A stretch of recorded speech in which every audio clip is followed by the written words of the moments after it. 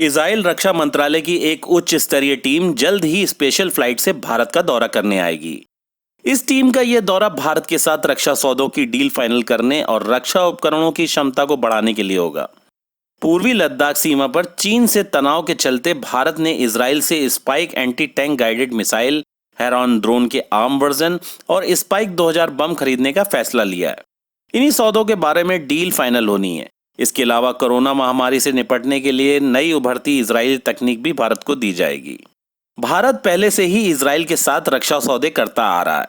भारत आने वाली इजरायली रक्षा मंत्रालय की उच्च स्तरीय टीम से anti tank guided missile, heron drone के आर्म वर्जन और स्पाइक 2000 बम खरीदने के बारे में डील फाइनल होनी है। इसी साल मार्च में भारत ने चीन और पाकिस्तान के साथ सीमा पर तैनात अपने अग्रिम पंथ के सैनिकों के लिए 16,479 इजरायली लाइट मशीन गन खरीदने के लिए 880 करोड़ रुपए का सौदा किया था।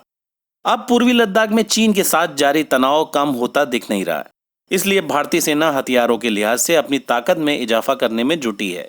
इस बीच केंद्र सरकार ने 800 करोड़ का इमरजेंसी फंड मिलने के बाद सेना के हथियार खरीदने के लिए अमेरिका और इजराइल की कंपनियों से कई ऑर्डर दिए हैं। बालाकोट एयर स्ट्राइक के बाद सरकार की तरफ से मिले आपातकालीन वित्तीय अधिकारों का इस्तेमाल करते हुए सेना ने पिछले साल इजराइल से 12 लॉन्चर और 200 स्पाइक मिसाइलें खरीदी थी। दुश्मन के किसी भी दुस्साहस का जवाब देने के लिए सेना और अधिक संख्या में ये मिसाइल खरीदना चाहती है। भारतीय सेना अब इजराइल से और spike anti tank guided missile के साथ हेरॉन ड्रोन भी खरीदने का ऑर्डर दे रही है। लद्दाख सेक्टर में सर्विलांस के लिए पहले से ही Israeli Heron armed aerial vehicle का इस्तेमाल किया जा रहा है। अब भारतीय सेना इजराइल के हेरॉन ड्रोन के आर्म वर्जन को अपने बेड़े में शामिल करने की दिशा में काम कर रही है। हेरॉन ड्रोन 10 किलोमीटर की ऊंचाई से दुश्मन पर नजर रख सकता है। एक बार में 2 दिन तक ये उड़ सकता है और 10 किलोमीटर की ऊंचाई से दुश्मन की हर हरकत पर नजर रख सकता है।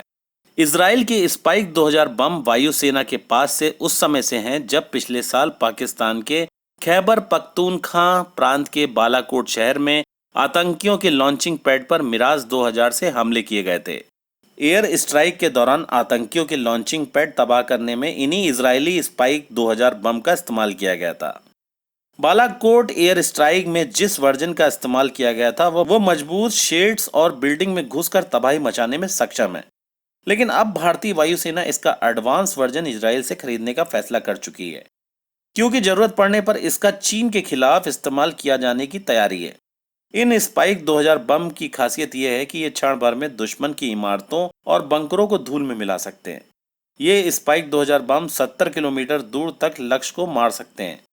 वायुसेना के पास जब बंकर और इमारत नष्ट करने वाले स्पाइक 2000 बम का एडवांस वर्जन होगा, जिसमें मार्क 84 वॉरहेड होंगे, जिससे लक्ष्य की गई इमारतों को नष्ट किया जा सकेगा।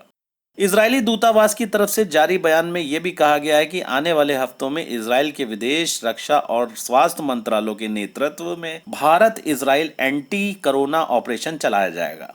इजरायली रक्षा मंत्रालय का उच्च श्रेणी का अनुसंधान एवं विकास दल स्पेशल फ्लाइट से नई दिल्ली पहुंचेगा।